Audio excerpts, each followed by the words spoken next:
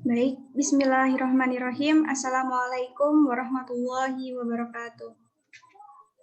Waalaikumsalam Alhamdulillah, warahmatullahi wabarakatuh. alhamdulillahirabbil alamin wassalatu wassalamu asrofil anbiya'i wal mursalin wa ala alihi washabihi ajmain amma ba'du. Pertama-tama marilah kita panjatkan puji syukur atas kehadirat Allah Subhanahu wa taala yang telah melimpahkan rahmat dan hidayahnya serta taufik dan inayahnya kepada kita semua. Tak lupa juga salawat serta salam selalu kita haturkan kepada junjungan kita Nabi besar Muhammad Shallallahu Alaihi Wasallam. Semoga kita mendapatkan syafaatnya di yaumul akhir nanti. Baik, di sini saya perkenalkan saya Afriana Alamanda sebagai MC dan moderator pada acara sosialisasi praktik kerja lapangan pada pagi hari ini. Baiklah, langsung saja. Di sini saya akan membacakan susunan acara pada pagi hari ini, yaitu yang pertama pembukaan, yang kedua pengantar, yang ketiga materi, dan yang terakhir tanya jawab. Baik, marilah kita buka acara pada pagi hari ini dengan bacaan basmalah bersama-sama. Bismillahirrahmanirrahim. Langsung ke acara yang kedua, yaitu pengantar oleh Bapak Rosyid Nur Anggara Putra, SPD MSI. Waktu dan tempat saya persilahkan.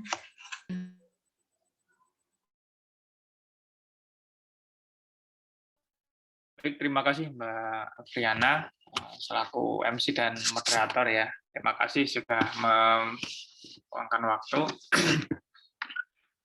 Alhamdulillahirrahmanirrahim. Wassalatu wassalamu asrofil anbiya'i wal mursalin wa ala alihi washabihi ajmain. Alhamdulillahirrahmanirrahim. Pada kesempatan pagi hari ini, di hari Rabu, tanggal 14 Juli ya 2021 kita melaksanakan sosialisasi PKL ya. Jadi ini untuk apa namanya kegiatan yang bukan kegiatan ya, salah satu mata kuliah inti yang wajib dijalankan atau yang harus diambil oleh mahasiswa program studi akuntansi syariah.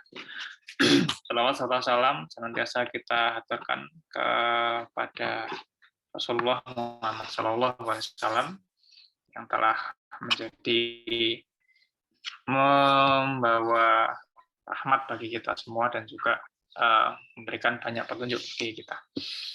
Semoga kita di yaumil akhir mendapatkan syafaat. Amin ya rabbal alamin. Yang saya hormati Bu Dini Fitri selaku koordinator PKL ya yang sudah bertahun-tahun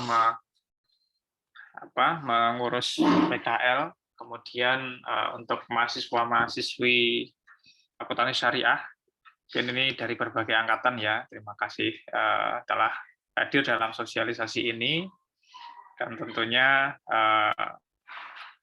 dengan sosialisasi ini kami harapkan bisa sedikit memberikan gambaran ya, bagaimana pelaksanaan PKL yang akan kalian laksanakan di semester 7 ya, semester 7. Tetapi kemarin di beberapa mahasiswa sudah melaksanakan di semester 6, ya boleh saja untuk pelaksanaannya yang penting. Jadi jangan malas baca.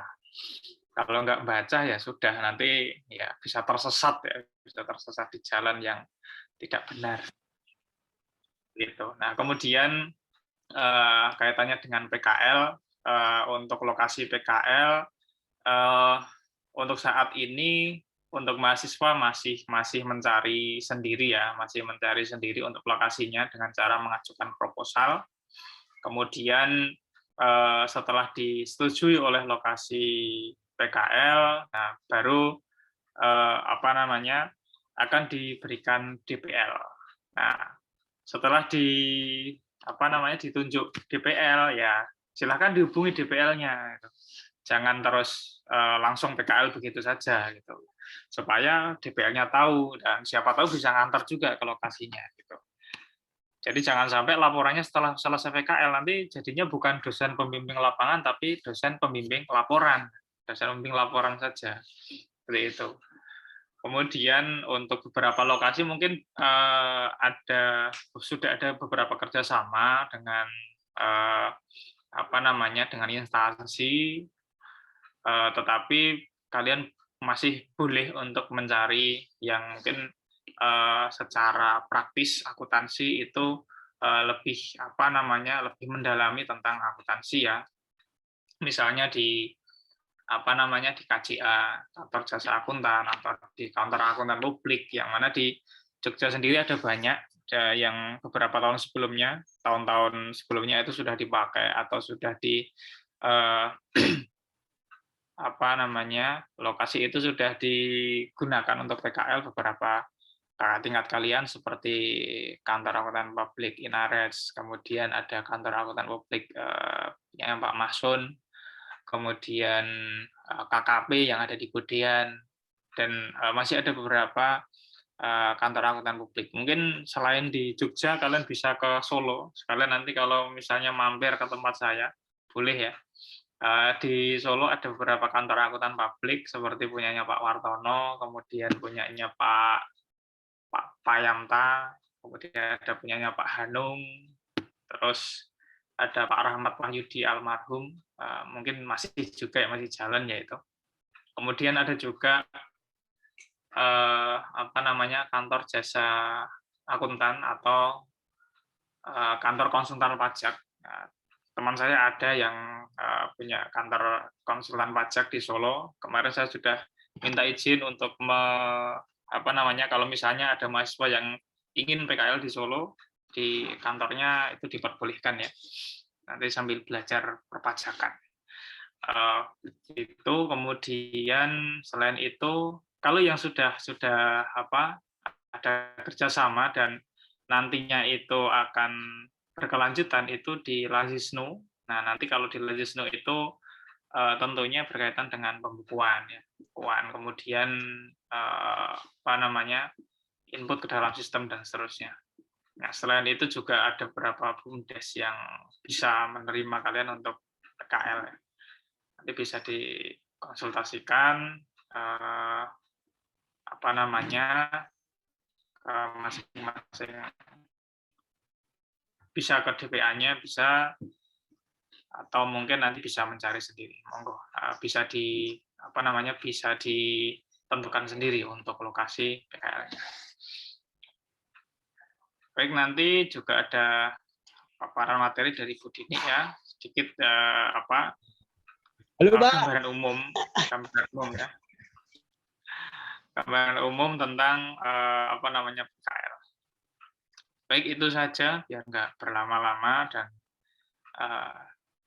biar bisa segera mengerjakan tugas yang lain ya, supaya tidak berlarut-larut dan terlalu bertele-tele saya menjelaskan. Baik, terima kasih. Itu saja sebagai pengantar dari saya. Mohon maaf. Assalamualaikum warahmatullahi wabarakatuh. Saya kembalikan ke Mbak Aviana selaku MC dan moderator. Monggo, Mbak Aviana. Baik, terima kasih kepada Bapak Rosyid Nur Anggara Putra SPD MSI yang telah memberikan sedikit pengantar untuk kita semua pada pagi hari ini. Langsung saja acara yang ketiga, yaitu penyampaian materi oleh Ibu Dini Rahajeng Pangestuti SE MAK. Kepada Ibu Dini, waktu dan tempat saya persilahkan. Ya, terima kasih Mbak Aviana. Assalamualaikum warahmatullahi wabarakatuh. Waalaikumsalam warahmatullahi wabarakatuh. Ya, selamat pagi teman-teman semua. Semoga sehat semua ya pada pagi hari ini. Di pagi hari ini Anda sudah menyelesaikan UAS ya. Sebagian mungkin sudah selesai tugas UAS-nya. Nah, kita akan lanjut ke step selanjutnya, yaitu persiapan untuk PKL ya. Seperti yang telah disampaikan oleh Pak Rosyid, sebetulnya PKL itu bisa dilaksanakan kalau sesuai kurikulum itu ada di semester 8 ya. Namun sebagian sudah melaksanakan sebelumnya ya.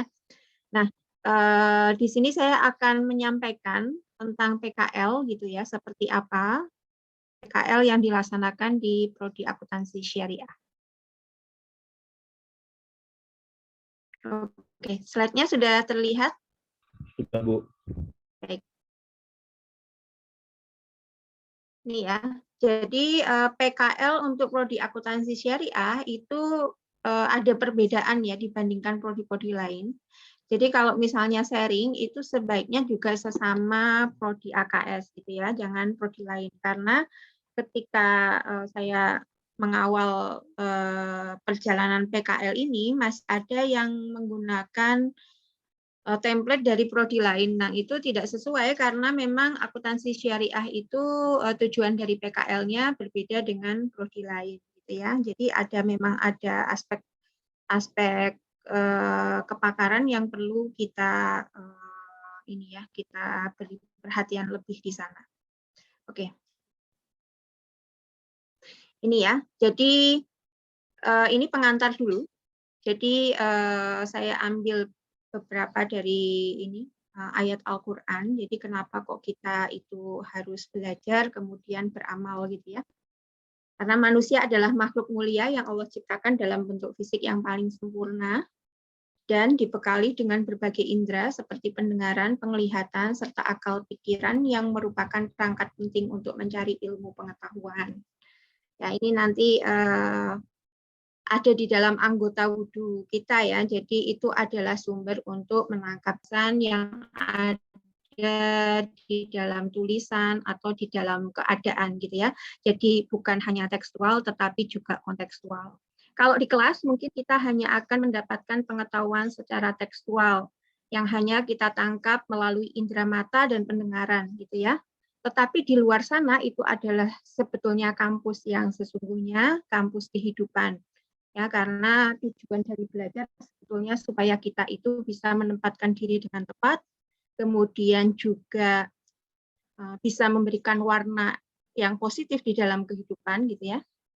Jadi warna pelangi ya, jangan warna kelawu ya kalau memberi warna dalam kehidupan gitu. Kalau bisa ya, memang harus seperti itu karena manusia itu sebetulnya makhluk yang dimuliakan oleh Allah. Seperti itu. Jadi kita jangan sampai melakukan tindakan-tindakan yang menyebabkan kemuliaan kita itu menjadi rusak seperti itu. Ya, jadi ini yang perlu kita perhatikan. Kenapa kok kita itu harus PKL ini ya? Jadi PKL itu sebetulnya tujuan utamanya adalah untuk mentransformasikan ilmu dari ontologi ke aksiologi. Ya, dari alam pikir, dari alam imajinasi, ya, kemudian sampai ke aksiologi. Jadi jangan cuma mikir aja itu ya, tapi nggak action. Nah itu nggak akan merubah kehidupan apapun gitu ya. Kalau kebanyakan mikir tapi nggak action, malah pikirannya kadang melayang-layang kemana-mana. Ya, itulah sebabnya kenapa kalau kita itu memang aktif berpikir, kita juga harus aktif bertindak gitu ya. Jadi jangan sampai panjang angan seperti itu. Ya. Nah disinilah wadah untuk transformasi. Ya. Kemudian transformasi dari teori ke praktek. Nah, biasanya kalau kita cuma belajar teori saja, itu akan melahirkan orang-orang yang banyak protes, gitu ya, tetapi tidak banyak berkarya. Seperti itu. Nah, supaya kita itu bisa mengetahui hakikat dari suatu kebenaran, maka dari teori itu harus kita praktekkan. Ya, jadi kita merasakan sendiri ya tentang teori yang sudah kita serap di kampus, kita rasakan ketika kita berpraktek. Yang melakukan sesuatu sesuai dengan teori. Ya, karena setiap orang itu sebetulnya membawa ilmunya sendiri-sendiri gitu ya. Setiap orang itu akan memiliki ilmunya sendiri-sendiri. Ya, karena lewat praktek itu maka kita akan mendapatkan variabel-variabel tambahan dari suatu teori. Kalau tadi kita bisa membaca secara tekstual dan kontekstual. Ya, jadi ini penting sekali. Kemudian juga ada aspek kolaborasi ilmu. Nah, kalau di kampus itu kan mata kuliah itu dipisah-pisah gitu ya. Kemudian nanti dari mata kuliah di breakdown lagi menjadi subbab-subbab gitu ya. Nah, kalau di tempat kerja itu campur jadi satu. Ya. Jadi ketika kita menghadapi suatu problem, itu tidak bisa diselesaikan hanya dari satu bidang ilmu, gitu ya. Tetapi kolaborasi dari banyak bidang ilmu.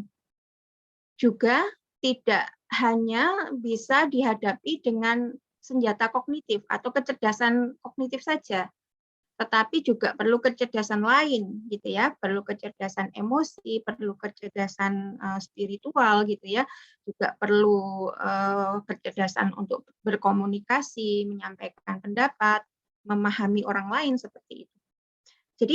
Jadi PKL ini adalah laboratorium studi kasus yang sangat penting gitu ya, supaya kita bisa mengkolaborasikan ilmu. Biasanya ilmu-ilmu yang Anda serap di kampus itu akan lebih melekat kalau dipraktekkan. Ya. Karena di sana kita berkolaborasi dengan ilmu-ilmu lain. Ya. Jadi kalau dalam kehidupan nyata itu tidak ada satupun permasalahan yang bisa diselesaikan hanya dari satu bidang saja. Ya, jadi kenapa kita perlu juga untuk membuka diri terhadap ilmu-ilmu lain seperti itu. Kemudian ilmu dalam pandangan Islam, ini karena kita juga program studinya akuntansi syariah.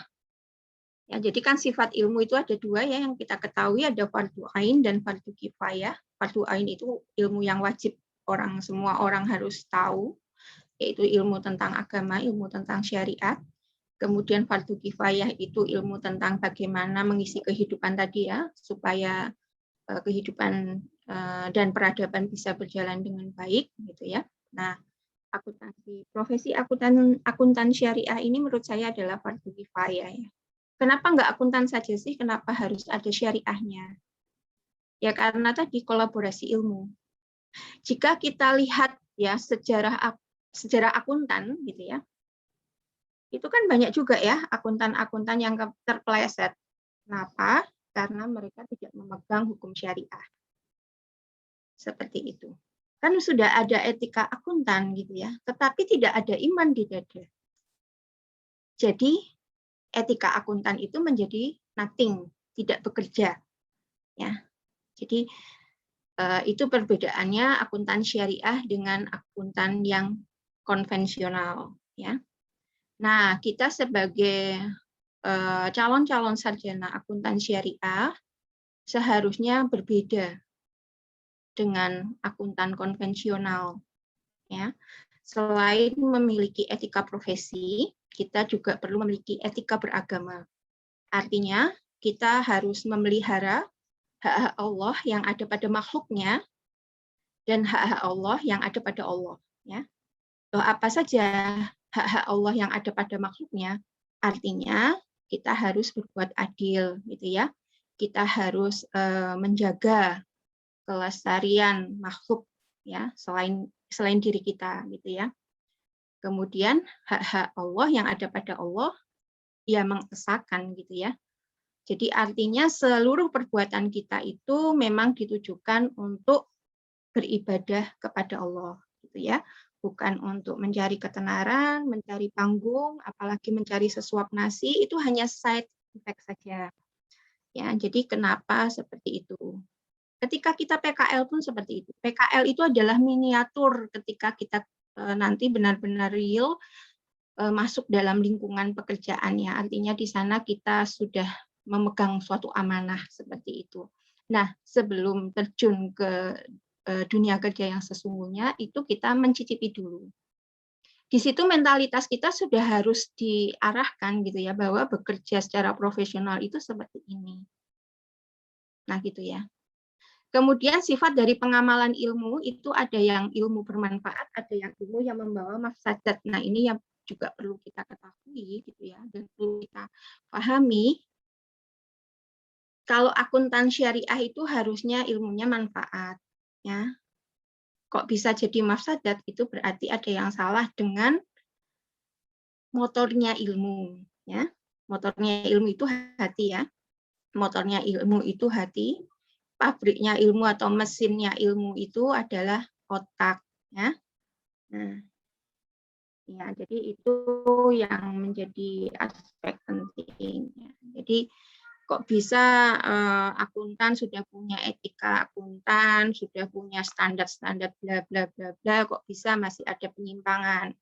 Nah, yang bermasalah adalah di mana ilmu itu diletakkan dan kepada siapa pekerjaan itu diserahkan. Itu menjadi aspek penting kenapa kita bisa berintegritas atau tidak. Gitu. Ya, kemudian ini dari hadis juga ada ya, Hadatsana Sa'id bin Ufair, ia berkata, ya, Hadatsana Ibnu Wahab dari Yunus, dari Ibnu Syihab, ia berkata, Humaid bin Abdurrahman berkata, aku mendengar Muawiyah radhiyallahu anhu berkhutbah dan berkata, aku mendengar Nabi Shallallahu Alaihi Wasallam bersabda, barang siapa yang Allah Subhanahu Wa Taala kehendaki kebaikan, maka akan dipahamkan agamanya. Aku hanyalah pembagi, sedangkan Allah Subhanahu Wa Taala yang memberi. Senantiasa umat ini tegak di atas perintah Allah Subhanahu Wa Taala, tidak akan membahayakan orang-orang yang menselisihi mereka sampai datang perintah Allah Subhanahu Wa Taala. Ya, hadis riwayat Imam Muslim nomor 243. Jadi seperti itu. Ya, semua orang itu adalah pembagi ilmu, tetapi yang memberikan ilmu sesungguhnya adalah Allah Subhanahu Wa Taala.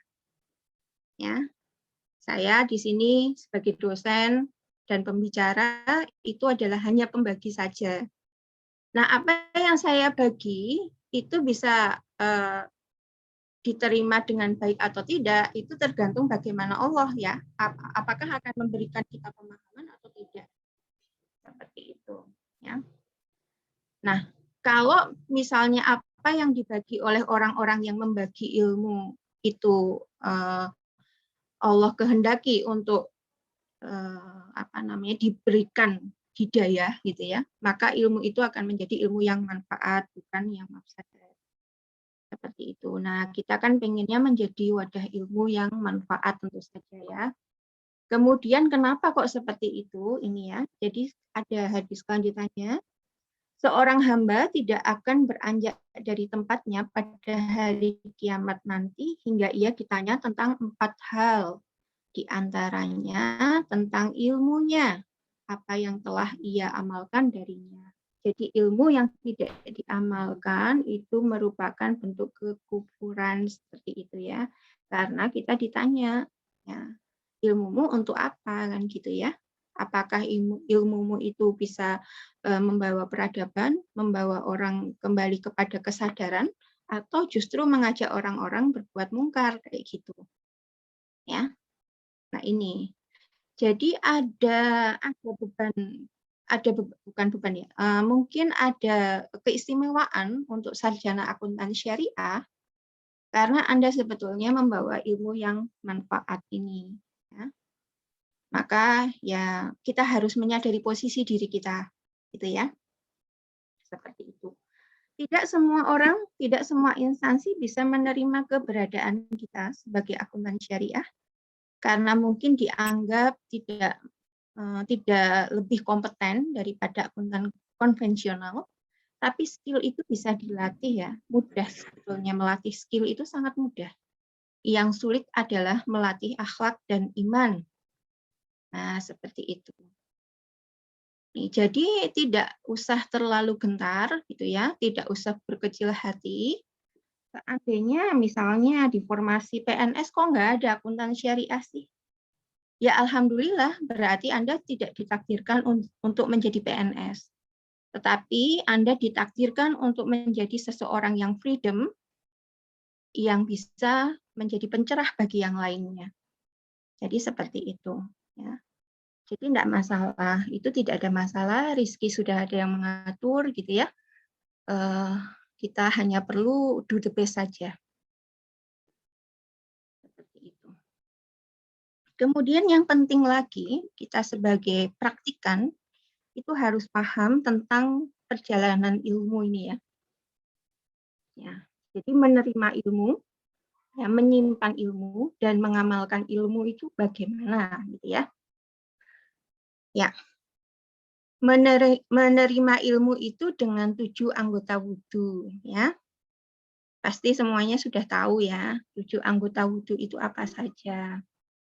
Nah, itu kenapa di kelas saya yang Diamond Schooling ya, itu saya minta untuk Anda berwudu dan doa Asmaul Husna, sebetulnya karena untuk menyiapkan wadahnya ilmu, yaitu 7 anggota wudu ini nanti akan menerima ilmu. Nah, kalau di kelas itu yang dipakai itu kepala, mata, dan telinga.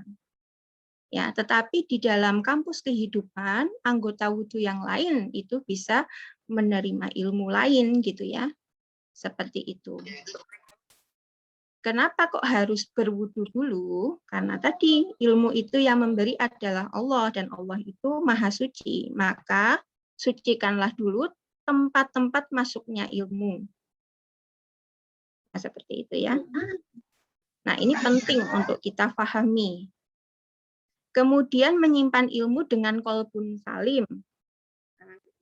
Jadi kenapa sebelum belajar itu berdoa dulu, dibiasakan gitu ya. Berdoa dulu. Karena kita perlu menyimpan ilmu, wadahnya ilmu itu hati yang bersih gitu. Ya, supaya tidak mudah guncang. Ya, karena keadaan dunia itu semakin lama guncangannya semakin besar gitu ya. Sehingga kita perlu menyiapkan wadahnya ilmu biar enggak koclak gitu ya kalau bahasa Jawanya itu. Ya, qalbun salim. Jadi bisa memegang prinsip dengan baik gitu ya, tanpa ragu melangkah, tanpa ragu mengambil sikap. Kemudian mengamalkan ilmu pun dengan 7 anggota wudu. Nah ini nanti juga dipertanggungjawabkan ya. Jadi kita juga bisa ngecek ya, sholat kita itu ada bekasannya atau enggak, ada asarnya atau enggak. Nah kita lihat 7 anggota wudu kita itu amal solehnya seperti apa. Itu. Nah, ini penting sekali siklus ini untuk difahami, nanti bisa dipraktekkan di tempat kerja, gitu ya. Jadi, bagaimana kita menerima ilmu, bagaimana menyimpan ilmu, dan bagaimana mengamalkan ilmu. Kemudian bagaimana PKL yang baik? Perhatikan niat. Saya paling tidak suka niat yang pragmatis, gitu ya. Dan Bapak Ibu dosen juga pasti tidak suka gitu ya jika teman-teman mahasiswa itu niatnya PKL itu hanya untuk normatif gitu ya, menggugurkan kewajiban. Nah, itu nanti kita justru membatasi ilmu yang masuk ke dalam diri kita. Maka perhatikan niatnya. Gitu ya. Niatnya memang untuk mengamalkan ilmu teoritis tadi. Ya. Ingin mentransformasikan sesuatu yang sifatnya ontologi ya ke dalam sesuatu yang aksiologi kan. Ya. Kemudian ingin membuat jejak-jejak amal soleh footprint ya.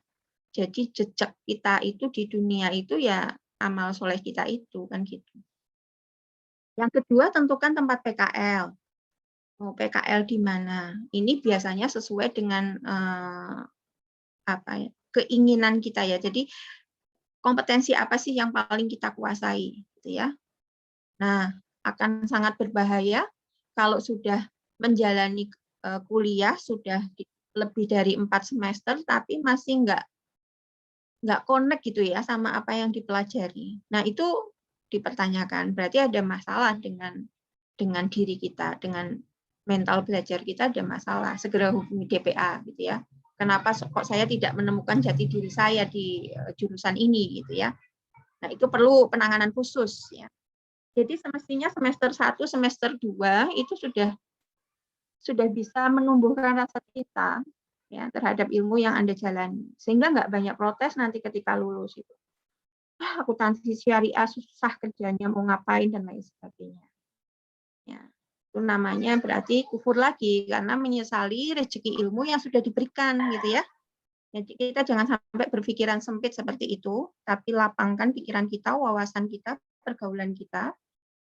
Ya, karena Allah itu sudah menjanjikan gitu ya, akan memberikan tempat yang mulia bagi orang yang berilmu.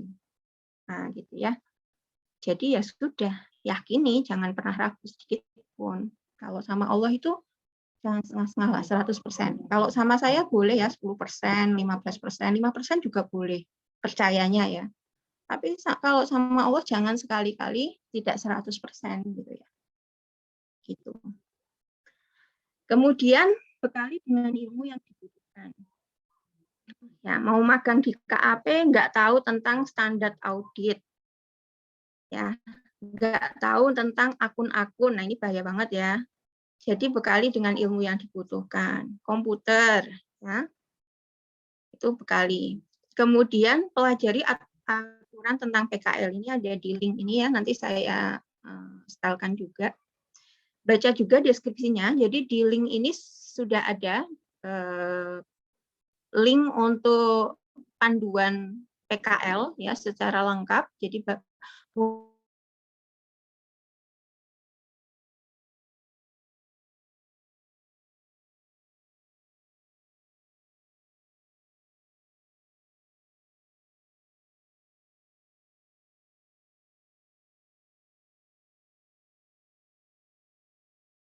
menyusun laporan.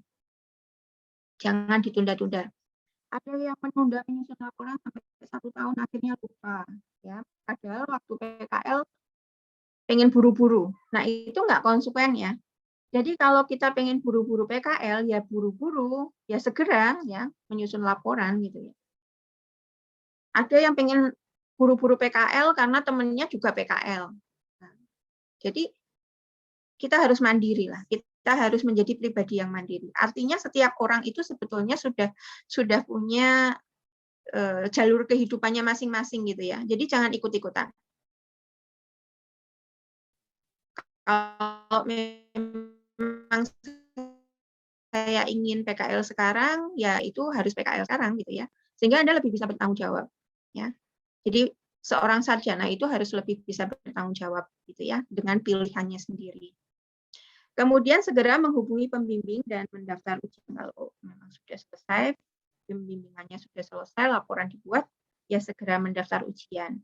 Banyak ya dari kakak kelas Anda itu yang daftar ujiannya sudah terlalu lama dari waktu PKL ya. Jadi pas ujian itu bingung karena lupa.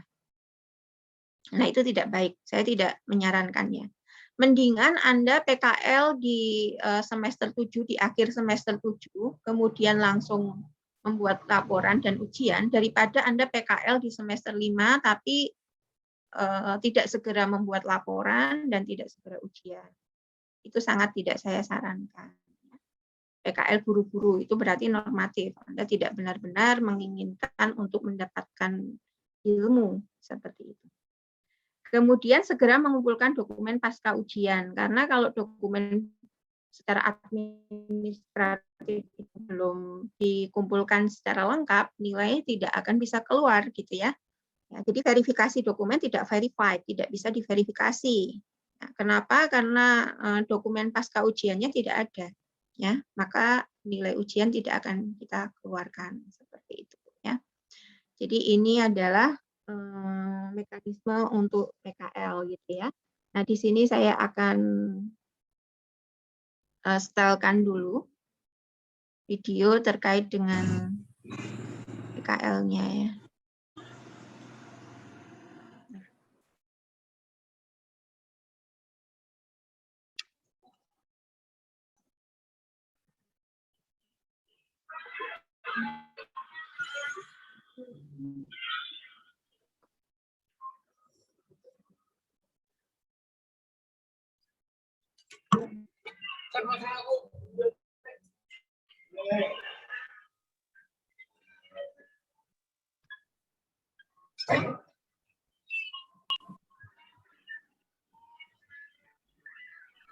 YouTube-nya sudah tampak belum ya? Sudah, Bu. Ya. Pada kesempatan kali ini saya akan menjelaskan video tutorial praktik kerja lapangan. So, ini merupakan solusi bagi teman-teman yang bingung menentukan lokasi PKL, lalu syarat apa saja sih yang dibutuhkan, selanjutnya bagaimana sih kita melaksanakan ujian praktik kerja lapangan. Semua itu akan dibahas tuntas pada video kali ini. Jadi, perhatikan video ini dengan seksama. Kita mulai untuk tahap pertama, yaitu tahap perencanaan. Pada tahap ini diwajibkan kepada seluruh mahasiswa untuk membuat kelompok PKL dengan anggota 1-5 orang. Lalu datanglah ke instansi terkait untuk mencari informasi mengenai persyaratan yang dibutuhkan selama PKL. Karena di sini setiap instansi memiliki persyaratan yang bervariasi. Jadi diharapkan kepada seluruh mahasiswa untuk mencari informasi yang banyak, karena setelah kita mendapatkan informasi mengenai lokasi tempat PKL kita dapat memilih mana yang cocok dengan program studi akuntansi syariah. Tahap kedua, perizinan. Buatlah proposal singkat 5-10 halaman sesuai dengan lokasi PKL yang kita tuju.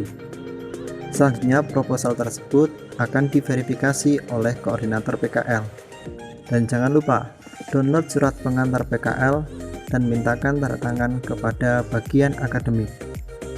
Setelah itu, kita hadir langsung atau datang ke lokasi PKL dengan membawa proposal, surat pengantar PKL, dan persyaratan lain yang diberikan oleh instansi. Selanjutnya, tunggu surat persetujuan PKL dari instansi terkait. Di sini kita menunggu konfirmasi diterima atau tidaknya. Jika diterima, kita upload surat persetujuan PKL di link persetujuan PKL. Tahap ketiga, pembimbingan. Setelah kita mendapatkan lokasi praktik kerja lapangan, nantinya kita akan diberikan daftar dosen pembimbing PKL atau DPL. Lalu kita akan diberikan atau dibuatkan grup bimbingan yang nantinya kita akan dipantau selama kegiatan PKL dan dibimbing dalam penyusunan laporan PKL. Untuk poin keempat, perlu kita perhatikan dan kita cermati, mahasiswa menyelesaikan laporan PKL maksimal 1 bulan setelah PKL selesai. Untuk poin yang terakhir, setelah laporan PKL selesai, dosen pembimbing PKL atau DPL dan Kaprodi atau Kepala Program Studi memberikan persetujuan atas laporan PKL yang telah memenuhi persyaratan. Tahap keempat atau tahap pelaksanaan. Apa saja hal-hal yang perlu diperhatikan? Yang pertama, melaksanakan PKL sesuai waktu yang telah ditentukan. Contohnya dalam pembuatan proposal, kita sudah sepakat untuk memulai PKL pada tanggal 1 dan berakhir pada tanggal 30. Artinya kita harus berangkat PKL pada tanggal 1 dan tidak boleh kita datang pada tanggal 2. Lalu, mengisi lembar kerja harian mengenai pekerjaan yang dilakukan setiap hari. Jadi, diwajibkan seluruh mahasiswa untuk mencatat semua aktivitas selama PKL karena hal itu akan dijadikan sebagai laporan kegiatan PKL dan hasilnya akan diuji.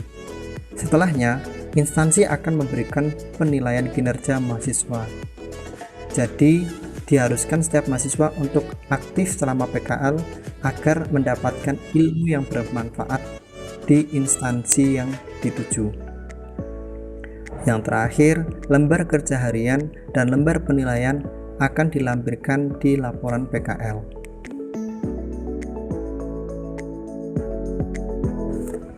Tahap terakhir atau tahap pengujian. Ada beberapa prosedur yang perlu diperhatikan sebelum kita melaksanakan ujian PKL.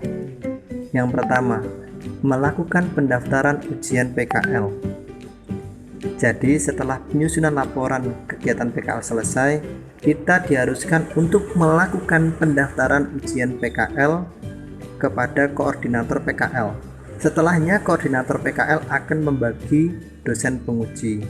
Nah, setelah kita mendapatkan dosen penguji, maka kita langsung konfirmasi ulang terkait tanggal dan waktu ujian. Karena dosen penguji bisa saja mengganti tanggal dan waktu ujian. Setelah itu kita ujian PKL, dan selesainya kita ujian PKL, kita akan diberikan berita acara ujian PKL dan nantinya kita kirimkan kepada koordinator PKL. Baik, berita acara ujian PKL, laporan PKL, dan lembar penilaian dari instansi dan dosen penguji. Hal-hal yang harus diperhatikan atau catatan penting praktik kerja lapangan. Yang pertama, carilah informasi mengenai lokasi PKL dan persyaratan yang diperlukan dari suatu instansi sebelum memulai PKL. Perlu kita ketahui bahwa tempat PKL terbagi menjadi 3. Yang pertama, sektor publik, yang kedua, manufaktur, dan yang ketiga, kantor audit atau KAP. Jadi kita tentukan mana tempat yang cocok sesuai dengan ilmu akuntansi syariah yang kita dapatkan di kampus. Yang kedua, persiapkan ilmu yang sudah Anda pelajari sebelum melaksanakan PKL. Kita review ulang ilmu yang kita dapatkan di kampus agar kita siap dalam melaksanakan PKL. Yang ketiga, patuhi seluruh peraturan yang ada di instansi tersebut, seperti kedisiplinan waktu, lalu etika untuk berkomunikasi, dan pembagian tugas. Yang keempat, pendaftaran ujian PKL maksimal tanggal 25 untuk setiap bulannya. Yang kelima, jaga nama baik alma mater Anda. Dan yang terakhir, jangan malu dan sungkan untuk bertanya apabila mengalami kesulitan.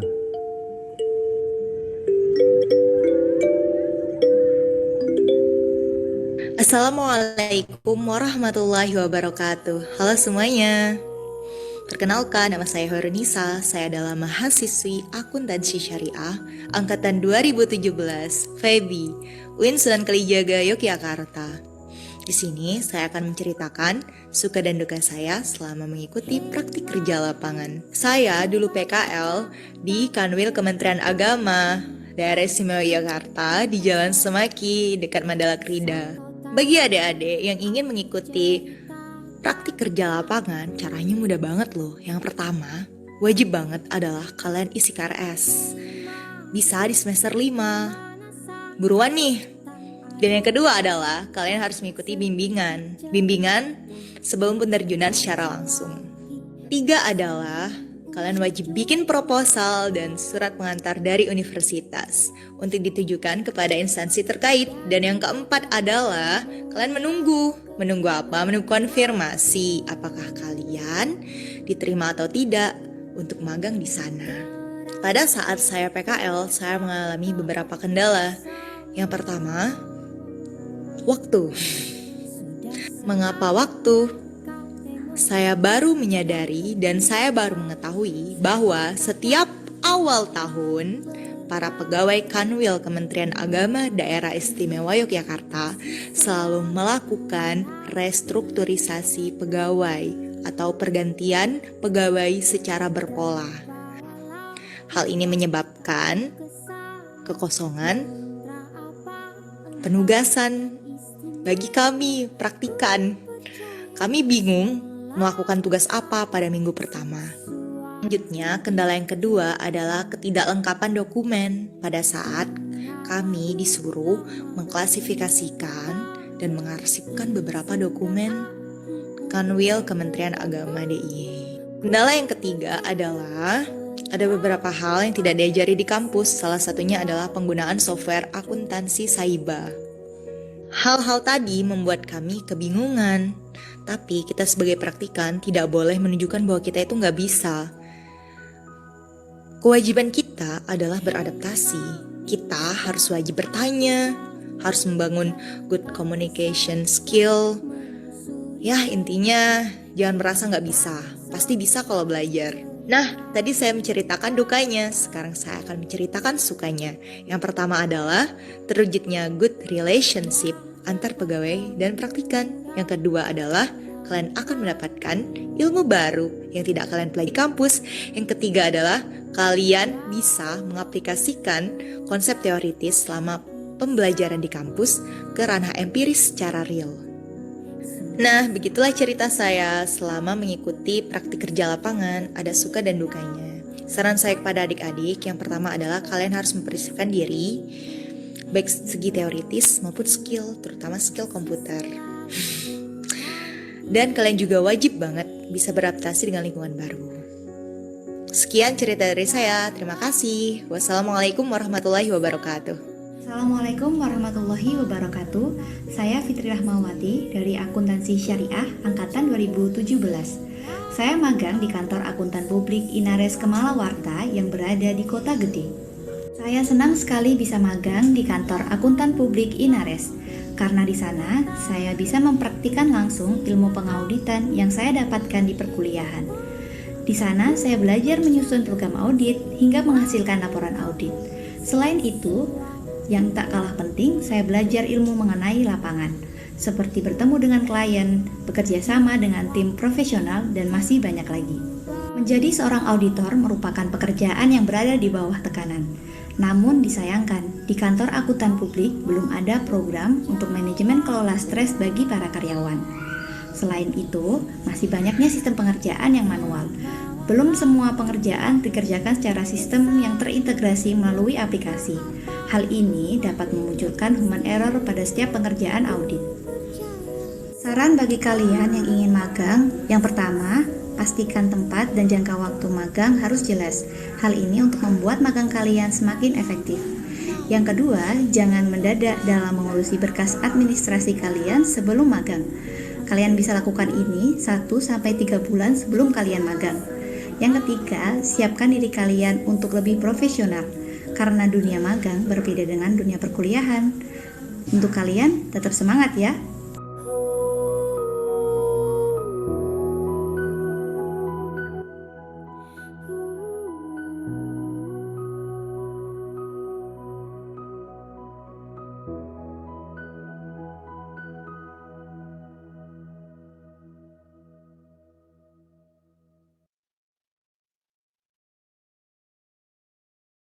Ya, oke, itu sekilas terkait dengan ini ya. Halo? Ya, Bu. Ini ada suara lain ya, Mas? Ya.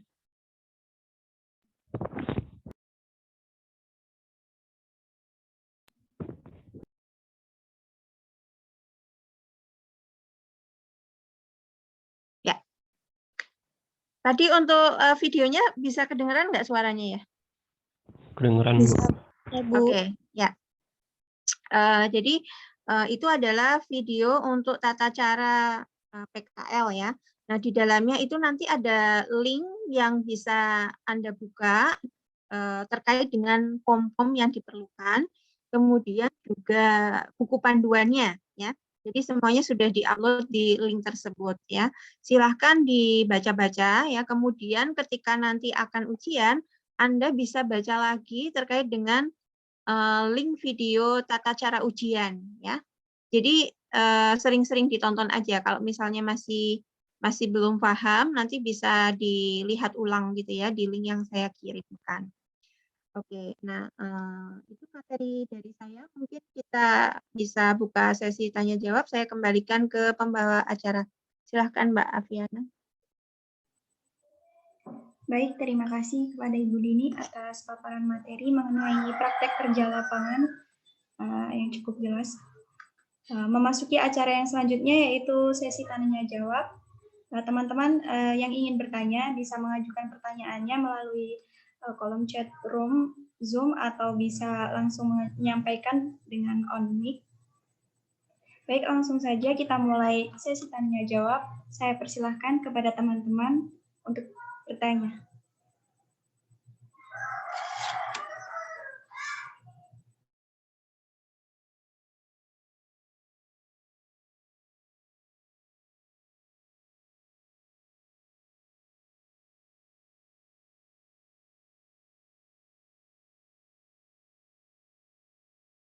Yang eksisten tahun 2022 berarti bisa ngambil yang MKS ya. Silahkan jika ada yang ingin bertanya bisa disampaikan daripada nanti kebingungan. Bisa disampaikan untuk beberapa hal yang berkaitan dengan PKL ini. Jadi nanti setelah PKL kalian bisa langsung memulai penyusunan skripsi ya. Di semester 7 akhir atau semester 7 pertengahan itu sudah bisa skripsi semester 8 sudah bisa lulus.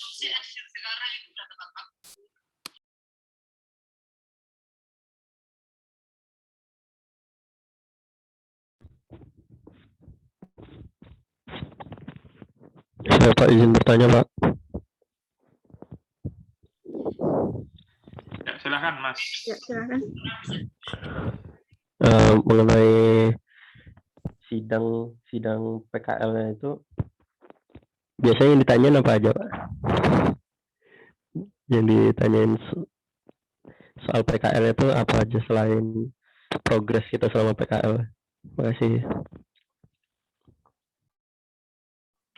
Ya, jadi kalau yang namanya ujian itu ya rahasia ya Mas ya. Cuma ada kisi-kisinya memang. Ya, kisi-kisinya Bu. Jadi ini pertanyaan yang menjebak ya. Jadi gini, kalau intinya itu kan ujian PKL itu untuk meyakinkan kita bahwa Anda benar-benar PKL di sana, gitu ya. Kemudian juga meyakinkan kita bahwa Anda memahami ilmunya. Jadi biasanya kalau misalnya kita praktek di KAP akan ditanyain hal-hal terkait audit kan gitu ya.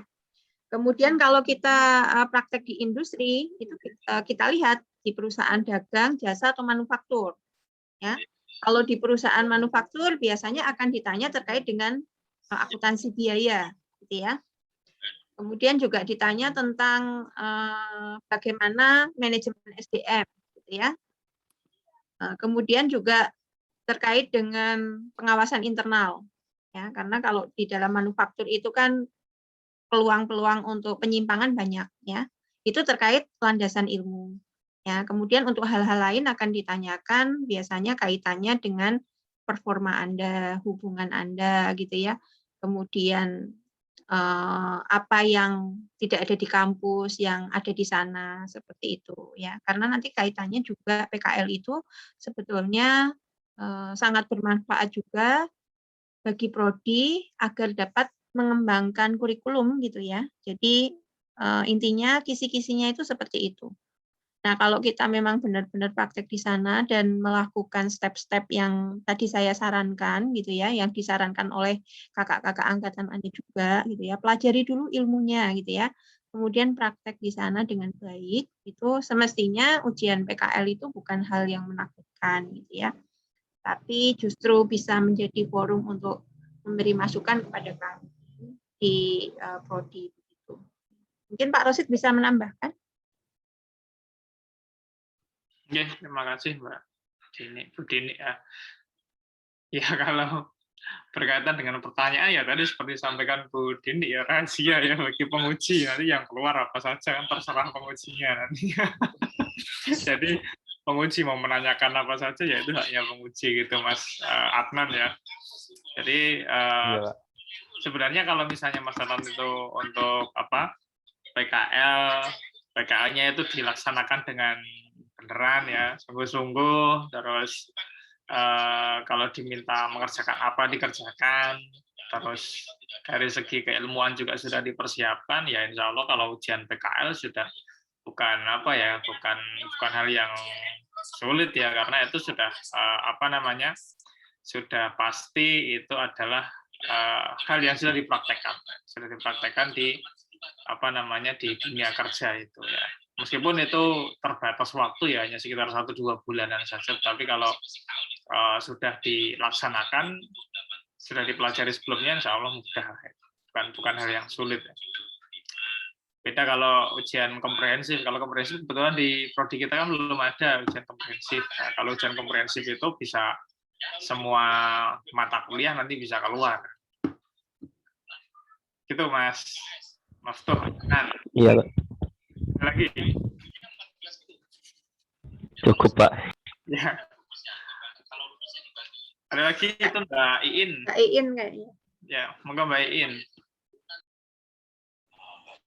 Baik, terima kasih atas waktunya Pak Rosid dan Bu Dini. Saya pengen bertanya 2 hal.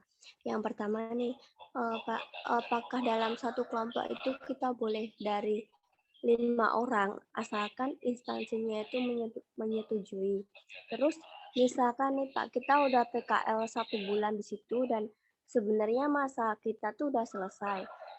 tapi sama pihak instansinya minta diperpanjang. Nah, untuk penulisan laporannya itu apakah kita boleh hanya 1 bulan yang di awal sesuai perjanjian, ataukah kita harus menunggu sampai selesai PKL-nya, Pak, Bu? Terima kasih. Ya, terima kasih. Jadi kalau pada pengalaman yang sudah itu banyak ya perusahaan yang seperti itu, minta lebih dari 1 bulan biasanya di kantor konsultan pajak dan di KAP ya, karena memang terkait dengan cut off laporan keuangan ya. Nah, kalau syarat administratif itu memang hanya 1 bulan, tetapi kalau kita harus PKL lebih dari 1 bulan, itu ya dilaporkan semuanya, gitu ya, sehingga tuntas gitu kita melaporkannya. Apakah ada nilai plus untuk yang PKL lebih dari 1 bulan? Iya, kalau misalnya si Bapak Ibu penguji itu mendapatkan keyakinan bahwa PKL yang lebih dari 1 bulan itu dilaksanakan secara sungguh-sungguh, maka Anda akan bisa mendapatkan nilai plus. Ada beberapa tempat PKL juga yang justru memberikan gaji gitu ya. Ya, jadi ada KAP kemarin dari pengalaman kakak tingkat itu ada KAP yang memberikan gaji ya. Jadi diberikan fee. Nah, itu lumayan. Tetapi ada juga tempat PKL yang meminta biaya administrasi, gitu ya. Itu ada. Ya, karena memang beda-beda ya. Jadi kalau di rumah sakit CIH itu kita harus membayar uang administratif itu karena memang untuk biaya alat dan biaya instruktur di sana, kemudian juga ada makan siang juga. Tetapi kalau di KAP Bismar Muntolib itu kita justru digaji gitu ya. Nah gitu. Tetapi nah ini kembali ke kita, mana yang akan kita pilih, semuanya ada nilai plus minusnya. Jadi untuk jangka waktu PKL itu memang diserahkan ke mahasiswa dan ke tempat PKL. Kemudian untuk laporannya tentu saja harus dituntaskan ya, sesuai dengan keadaan realnya. Begitu dari saya Mbak Iin. Mungkin Mas Rosid ingin menambahkan, Pak Rosid.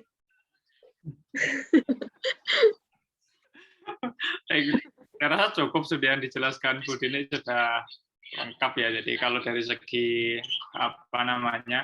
waktu ya itu ya paling nggak minimal itu ya 1 bulan. Kalau misalnya mau ditambah dan diminta oleh itu ya dijalankan saja ya. Karena itu ya sebenarnya satu kesempatan ya ketika ada PKL dan diminta untuk stay di situ lebih lama, itu adalah satu kesempatan untuk menambah pengalaman dan juga menambah ilmu ya.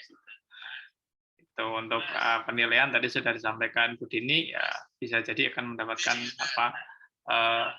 nilai plus dari apa yang telah ditambahkan dalam proses PKL. Tuh, gitu Mbak Iin, mungkin ada lagi Mbak Iin. Baik Pak Rosid, kalau untuk mengenai yang satu kelompok lebih dari 5 orang itu, apakah diperbolehkan ya Pak? Oh, 5. Satu kelompok 5 lebih dari 5. Misalkan aja Bu, misalkan kebetulan instansinya juga memperbolehkan gitu. Sebetulnya pembagian kelompok itu untuk efektivitas pendampingan sih ya. Jadi kalau kita sebetulnya di Prodi sudah mengukur. Jadi khawatirnya kalau lebih dari 5 itu menjadi tidak efektif, artinya ada praktikan yang dia itu free rider gitu. Jadi tidak dengan sungguh-sungguh berpraktik, terus kemudian membuat laporannya juga copy paste dari temannya seperti itu. Ya, jadi itu hal-hal yang ingin kita hindari sih. Jadi maksimal memang 5 orang itu sudah kita ukur Mbak Iin untuk efektivitas. Oke, baik Bu, terima kasih.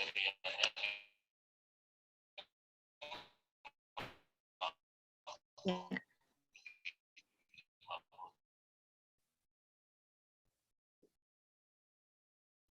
Selanjutnya mungkin bisa.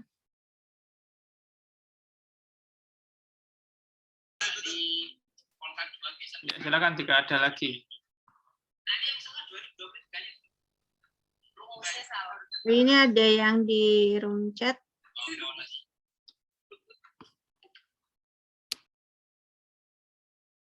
Kelompok PKL nyari sendiri atau sudah ditentukan prodi? Mencari sendiri ya Mbak ini untuk kelompoknya. Silakan ditentukan sendiri. Nanti prodi hanya tinggal diberikan laporan saja. Yang satu kelompok siapa saja seperti itu.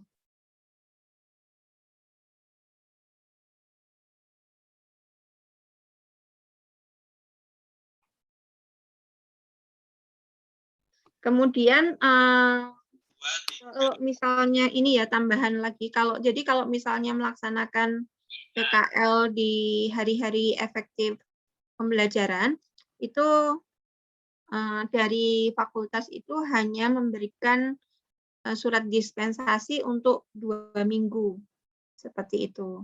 Jadi selebihnya dianggap membolos kalau misalnya masih PKL ya.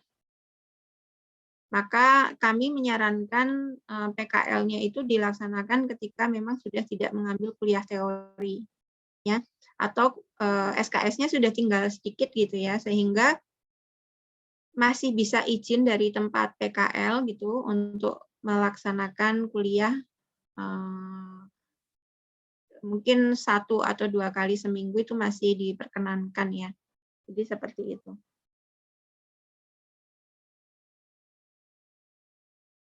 Sebetulnya lebih baik lagi dilaksanakan di semester antara 7 ke 8 itu sih.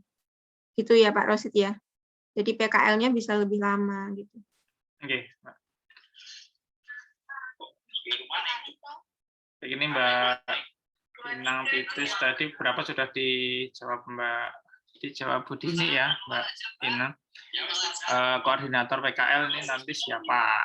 Koordinator PKL-nya di Prodi AKS ini masih Bu Dini ya, yang jadi koordinator. Kemudian untuk dosen pembimbing lapangannya dari kelompok PKL nyari sendiri tadi sudah dijawab. Pembuatan proposal dan laporan sudah ada formatnya ya, sudah ada formatnya. Jadi tidak membuat format sendiri. Jadi format sudah ada. Nanti tadi yang di share Bu Dini bisa dibuka dan dipelajari bagaimana format pelaporannya. Itu Mbak Inang Titis. Kemudian tadi untuk pelaksanaan PKL itu kan kalau di kurikulum memang ada di semester 7 ya, di semester 7. Dan itu kalau di dalam struktur mata kuliah itu tinggal 1 mata kuliah, yaitu praktikum sama kalau nggak salah mata kuliah pilihan kalau nggak salah ya. Itu kemudian memang lebih efektif itu dilaksanakan ketika semester antara 6 ke 7 atau 7 ke 8. Hanya saja kalau ke 6 ke 7 itu biasanya barengan sama KKN. Nah, sama KKN ya. Kalau setelah KKN mungkin masih ada waktu, misalnya selesai bulan Juli misalnya, tapi jarang ya, biasanya tetap selesai bulan Agustus. Itu bisa setelah itu langsung dimulai. Kalau misalnya pas masa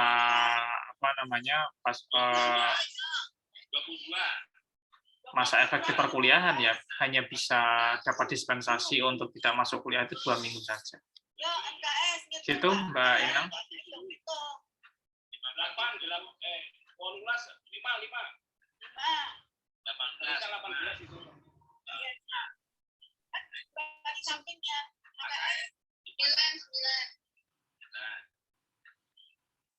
Baik, ini pertanyaannya Mbak Mas Haidar Bakir terkait ilmu komputer di setiap instansi yang berbeda, apa akan ada didampingi oleh instansi apa ada bimbingan persiapan dari pihak UI. Nah, jadi untuk ilmu komputer ya, ini kalau di dalam persiapan ya kita tidak ada pendampingan ya, tidak ada pendampingan tersendiri. Karena kalau untuk praktikum itu kan umumnya ya sudah pakai aplikasi computerized ya. sudah pakai aplikasi komputerized. Jadi ya meskipun ada satu mata kuliah komputer akuntansi itu di semester 7, ya itu setidaknya bisa memberikan sedikit bekal untuk pelaksanaan PKL. Dan tentunya ini kalau sekarang itu bukan hal yang sulit untuk belajar tentang ilmu komputer ya. Mau cari tutorial di mana saja itu mudah, Mas Haidar. Jadi bisa belajar dari mana saja. Seperti itu. Ada lagi Mas Haidar Bakir?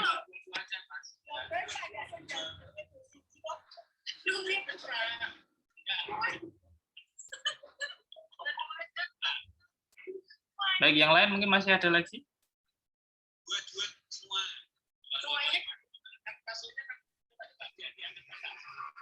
Mungkin Mbak Budini mau menambahkan, monggo.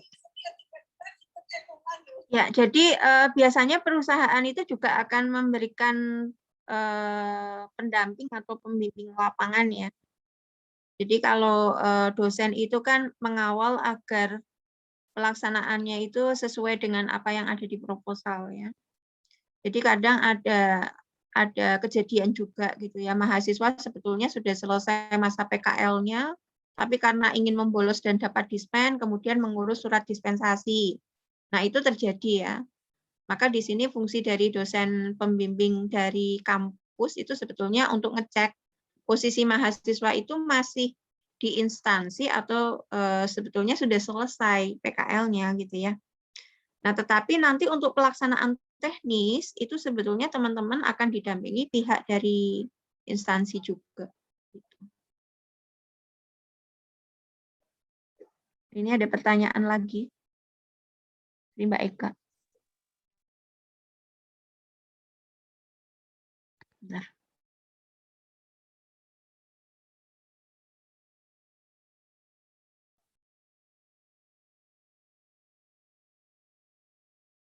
Ya, untuk proposal ya, proposal sudah ada Mbak di buku panduan PKL, nanti linknya bisa dibuka ya. Di bawah di deskripsi ya, di deskripsi di bawah video tutorial tadi itu sudah ada linknya ya. Jadi link untuk proposal PKL itu seperti apa gitu ya. Kemudian dokumen-dokumen yang dibutuhkan seperti apa. Sudah ada di sana semuanya. Kemudian juga video tutorial ketika kita akan ujian PKL ya. Nah, video tutorial itu kemarin kita buat karena ujiannya tidak lagi offline tetapi online ya.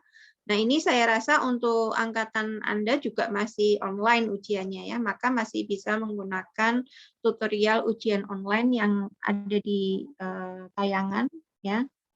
Nanti dibuka lagi ya untuk link yang tadi di materi. Saya mungkin bisa sampaikan materinya juga ya. Saya kirim langsung di chat room aja. Begitu Mbak Eka ya.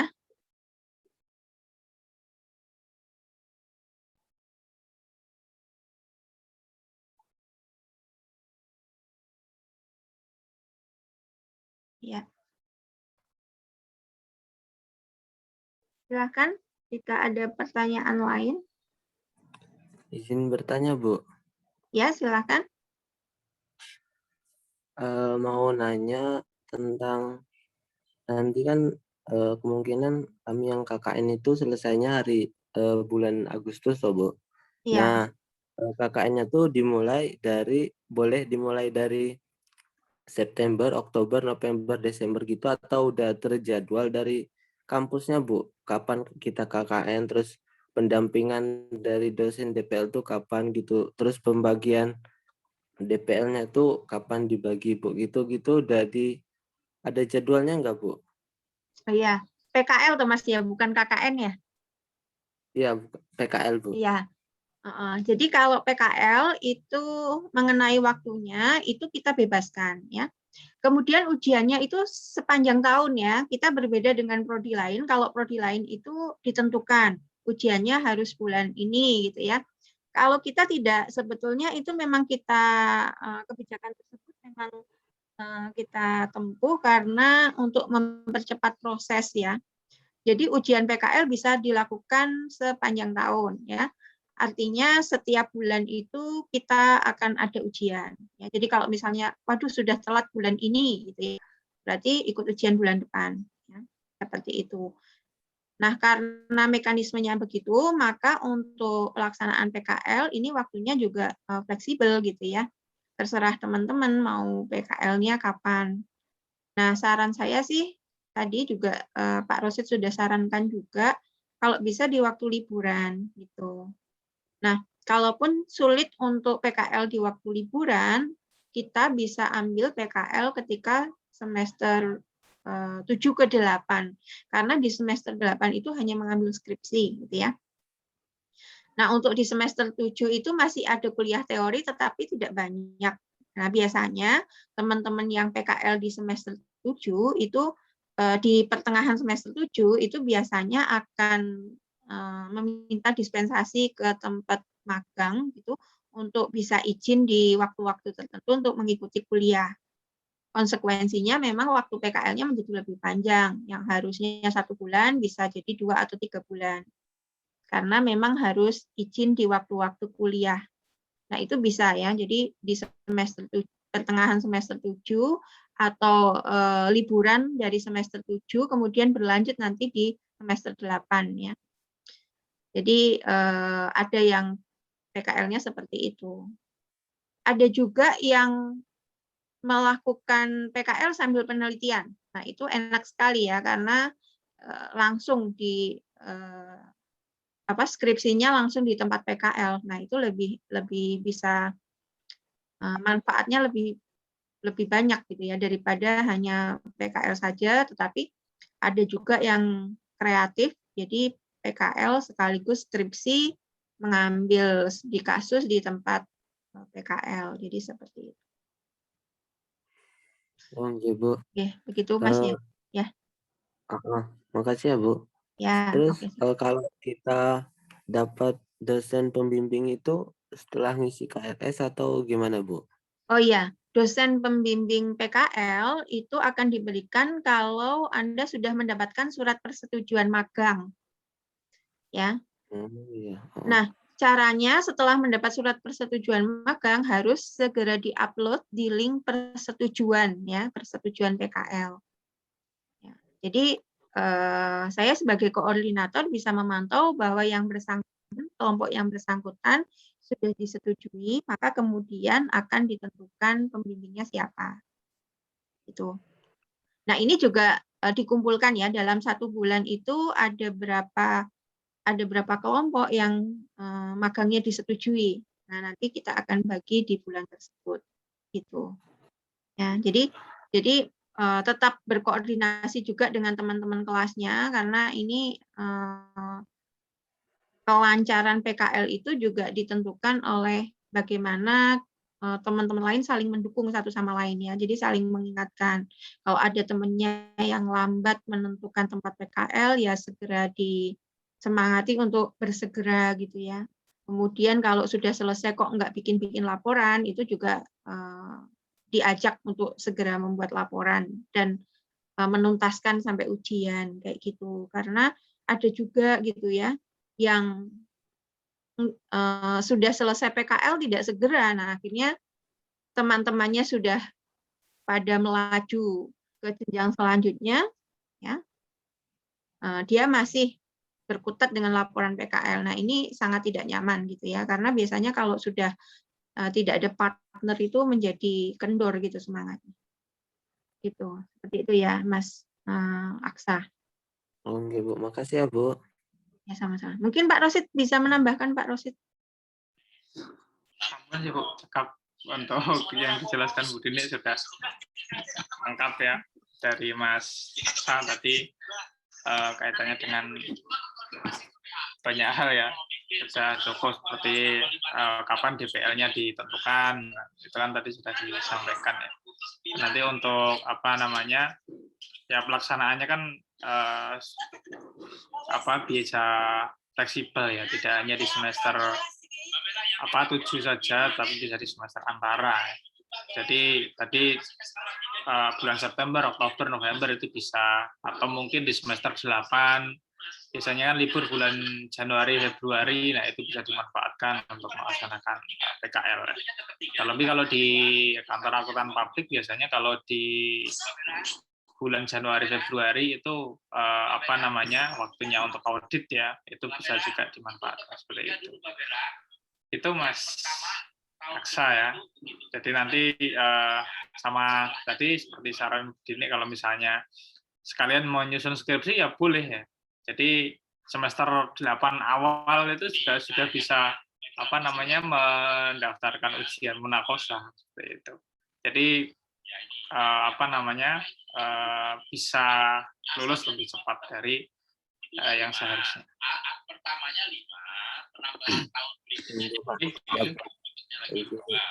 Diatur jadwalnya lagi, Pak. Makasih ya, Pak. Ya, sama-sama, Mas. Oke, silakan masih ada lagi. Nah, itu untuk filenya bisa di-download ya. Sudah di-share sama Bu Dini. Dan linknya ada di dalamnya, nanti bisa dibuka lagi, dipelajari ya. Jangan asal nerima terus nggak dipelajari. Habis itu nanti lupa lagi. Ya, sama tadi. Jadi kalau misalnya sudah selesai, segera aja buat laporannya. Ngomong temannya masih banyak, itu masih semangat. Tapi kalau nanti temannya sudah pada hilang, biasanya ya itu juga ikut hilang. Nggak selesai. Ikut hilangnya bukan ikut hilang lulus, tapi hilang nggak selesai gitu. Ada ya di prodi lain, jadi bukan di AKS ya, dan semoga tidak terjadi di AKS. Itu ada yang PKL itu tahun 2016 kalau nggak salah, tahun 2016. Dari tahun 2016 itu sudah laporan sudah selesai, ujian sudah selesai, tetapi habis itu suruh revisi tidak revisi. Tahu-tahu datang itu tahun 2020. Tahun 2020. Jadi 4 tahun itu dia itu sudah melaporkan PKL itu mendekati masa akhir studi. Jadi tahun ke-7 itu baru dilaporkan itu. Gila. Jadi semester 13 kalau nggak salah, 13 itu baru dilaporkan. Ada yang seperti itu karena memang nggak segera dikerjakan. Gitu. Jadi jangan sampai terjadi semacam itu.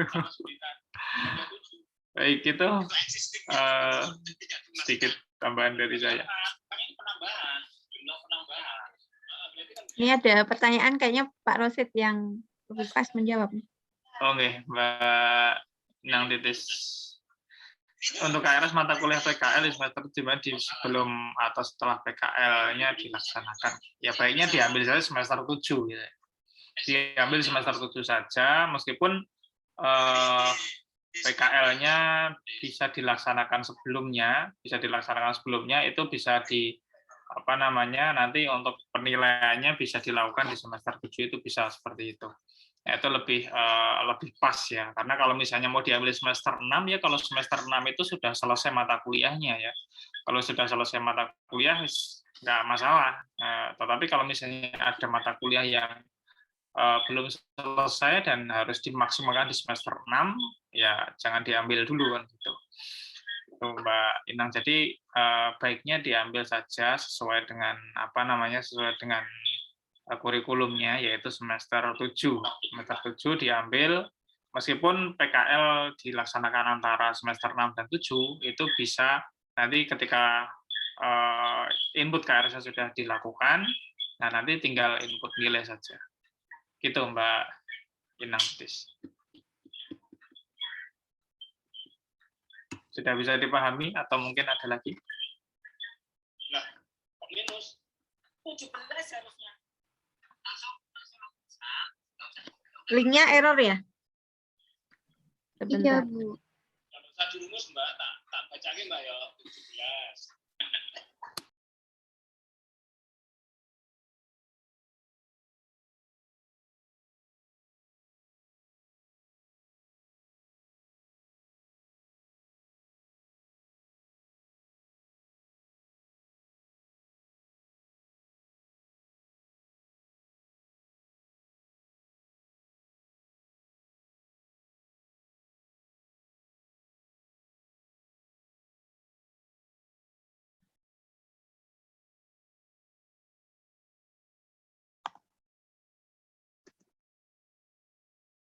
Ya, itu link aslinya ya. Mungkin bisa disimpan, di copy dulu link asli.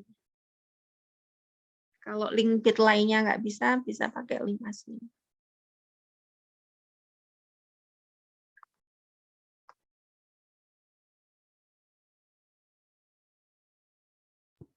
Ya, untuk linknya nanti insya Allah kita masukkan saja di webnya KS ya. Untuk apa namanya link-link seperti apa YouTube-nya, kemudian panduan-panduannya. Sementara ini untuk webnya belum jalan-jalan, sudah diminta untuk melengkapi, sampai sekarang nggak lengkap-lengkap. Lama banget. Nggak tahu apa itu yang dikerjakan. Iya, di HMPS sebetulnya juga sudah saya sharekan sih. Jadi kalau misalnya nanti teman-teman kehilangan jejak link dan lain sebagainya, bisa ditanyakan di HMPS. Di sini ada yang pengurus HMPS? Nggak ada ya? Ini ada Mas Wahudin. Ya.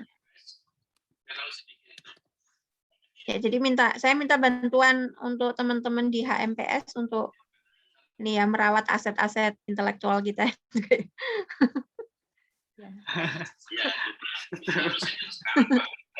Supaya tidak adik kelasnya tidak kehilangan jejak gitu ya. Iya.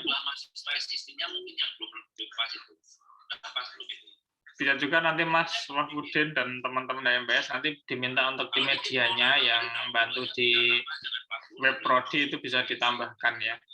Karena ada beberapa yang memang belum ada ya, link-link pendaftaran itu semuanya belum diupload. Padahal sudah beberapa bulan itu saya minta untuk melengkapi, tapi sampai sekarang belum dilengkapi juga.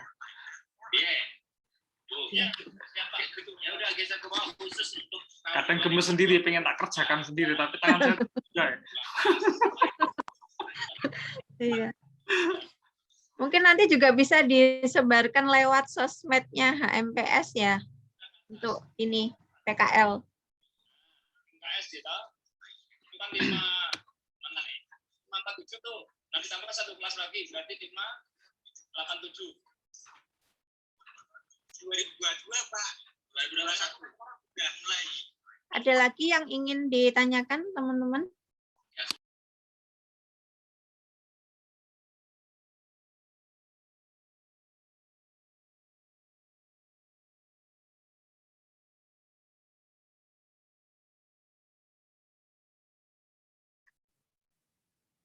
Izin bertanya lagi, Bu. Ya, silahkan Mas Aksa. Kemarin aku dapat cerita dari cutting itu, katanya kalau kita PKL-nya ke arah perbankan gitu nggak terlalu direkomendasiin, itu benar nggak, Bu? Iya, karena kita kan akuntansi ya. Ya, jadi memang bidang-bidang yang diutamakan itu kalau ingin fokus itu ke KAP, kemudian kantor konsultan pajak, seperti itu. Kalaupun mau di industri itu kita masuknya memang di bagian akuntansi. Nah, seperti itu. Kalau mau di perbankan juga di bagian akuntansinya, cuma sulit sekali ya kalau perbankan itu kita mau masuk ke bagian akuntansinya itu sangat sulit. Iya. Nah, kalau iya malah nggak boleh biasanya kan. Malah suruh fotokopi kan gitu ya. Suruh staples kayak gitu. Kegiatannya. Iya. CS paling gitu paling. Iya, jadi tidak tepat sasaran. Jadi kalau memang ingin benar-benar di bagian akuntansi dan terbuka lebar, itu ya di KAP gitu. Itu pasti sangat senang, malah ditunggu-tunggu kita gitu ya. Jadi kalau ingin fokus di akuntansinya seperti itu. Untuk instansi sih beberapa terbuka bagian akuntansinya, tapi kebanyakan tertutup gitu ya. Tidak diperkenankan masuk di bagian akuntansi, apalagi pajak gitu ya. Karena memang ada beberapa aspek rahasia di sana. Tetapi kalau di KAP justru dibuka lebar itu. Oh iya. Gitu. jumlah masukan itu. Kemudian kalau misalnya proposal kita sudah disetujui oleh lokasi gitu ya, lokasi PKL, tetapi ketika di perjalanan praktek ternyata ada ketidaksesuaian, itu sebetulnya kita bisa mengajukan pindah lokasi ya. Jadi itu juga dialami oleh kakak tingkat Anda, ada yang seperti itu. Jadi kok sudah 2 minggu atau 3 minggu tidak ada pekerjaan yang sesuai dengan bidang akuntansi ya, itu ketika praktek di PKL di Departemen Sosial.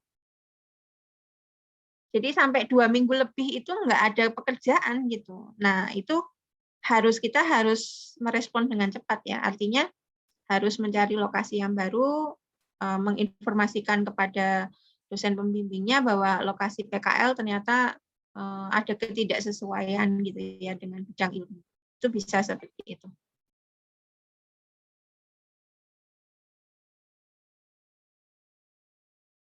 Gitu ya Mas Aksaya. Oh iya Bu. Ya.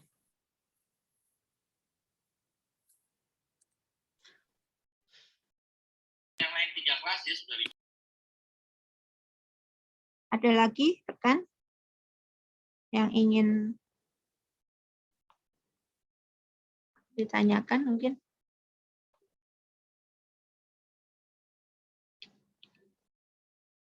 Ya. Silakan jika masih ada lagi pertanyaan. Atau bisa mungkin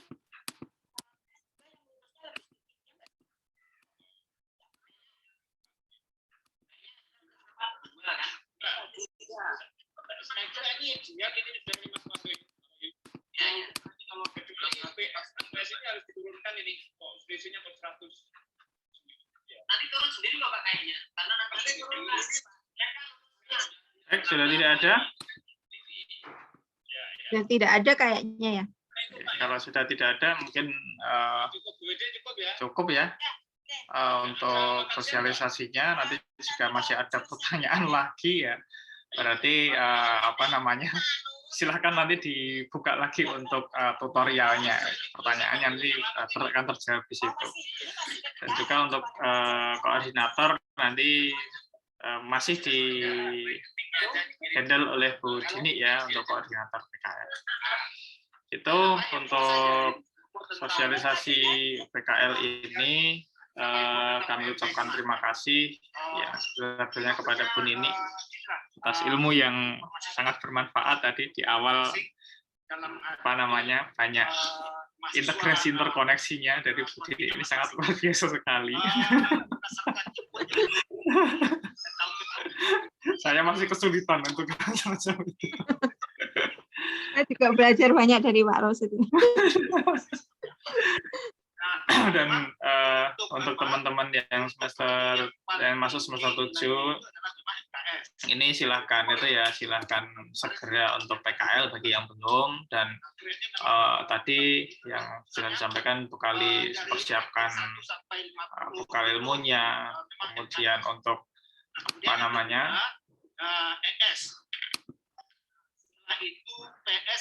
untuk tempatnya itu juga ditentukan ya biar sesuai dengan sesuai dengan keilmuannya. Jangan sampai orang AKS PKL-nya diterbangkan ya, pasti nanti hanya paling fotokopi seperti itu. Kemudian yang pasti ya luruskan niat. Niatnya harus lurus dan jangan hanya sekedar untuk memenuhi kewajiban saja. Itu supaya nanti PKL-nya bisa lancar dan juga bisa segera melangkah ke step selanjutnya ya, yaitu untuk menyelesaikan perkuliahan kalian. Semoga nanti untuk angkatan 2018 ini di semester 8 sudah bisa lulus ya. Jadi harapan saya sebagai kepala program studi itu selain semester 7 kalian sudah PKL juga sudah bisa dimulai untuk menulis skripsi ya, dan di semester 8 itu sudah bisa lulus. Ya kenapa? Karena itu salah satu indikator untuk penilaian di dalam akreditasi, karena untuk tahun depan kita sudah harus mengajukan kembali akreditasi. Seperti itu, dan semoga semuanya lancar dan dimudahkan ya untuk PKL-nya, dan selalu untuk berkomunikasi baik dengan DPA-nya maupun dengan kami di Prodi, atau mungkin nanti kalau sudah ditetapkan DPL-nya dikomunikasikan dengan DPL, dan hubungi DPL itu sebelum pelaksanaan PKL, jangan sampai pelaksanaan PKL selesai baru hubungi DPL. Baik, terima kasih untuk waktu yang telah disempatkan oleh Bu Dini dan teman-teman semua untuk sosialisasi PKL ini. Saya mengucapkan banyak terima kasih ya, dan juga untuk HMPS yang telah mengawal acara ini dan membawakan acara ini dengan baik. Kami ucapkan terima kasih. Ya, saya kembalikan ke MC Mbak Apriana, monggo Mbak.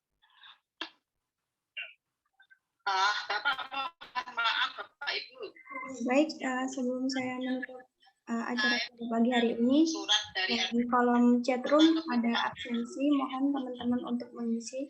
Saya nggak tahu, gitu. Misalnya jumlah mata kuliah.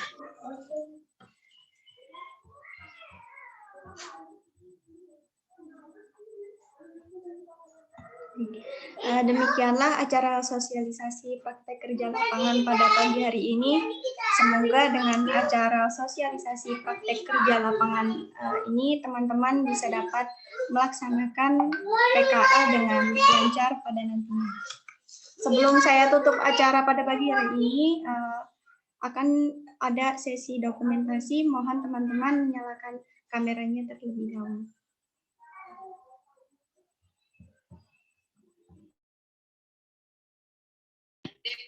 Ya, silahkan dihidupkan kameranya biar saya nggak lupa wajahnya itu seperti apa. Belum pernah ketemu secara offline, online pun kameranya dimatikan, nih, wongnya sih kan di. Saya menambahkan yang pengembangan.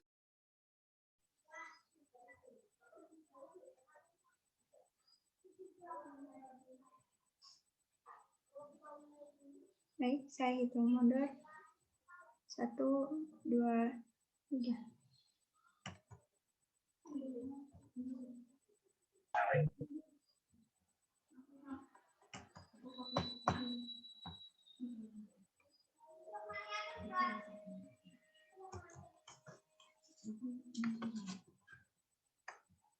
Baik, sekali lagi kami mengucapkan terima kasih kepada Bapak Rosyid dan Ibu Dini sebagai pemateri pada pagi hari ini, dan tentunya teman-teman semuanya yang telah berpartisipasi dalam kegiatan sosialisasi praktek kerja lapangan pada hari ini. Akhir kata dari saya selaku moderator dan MC mohon undur diri, dan semoga kita dapat bertemu kembali di lain kesempatan. Terima kasih. Wassalamualaikum warahmatullahi wabarakatuh. Waalaikumsalam warahmatullahi wabarakatuh. Waalaikumsalam warahmatullahi wabarakatuh. Ya, terima kasih Bu Dini dan teman-teman HMPS dan teman-teman angkatan 2018 ya. Ya, saya mohon pamit melanjutkan rapat lagi. Ya, saya juga mohon pamit ya teman-teman ya. Apabila ada hal-hal yang kurang berkenan, mohon untuk dimaafkan. Assalamualaikum warahmatullahi wabarakatuh. Waalaikumsalam.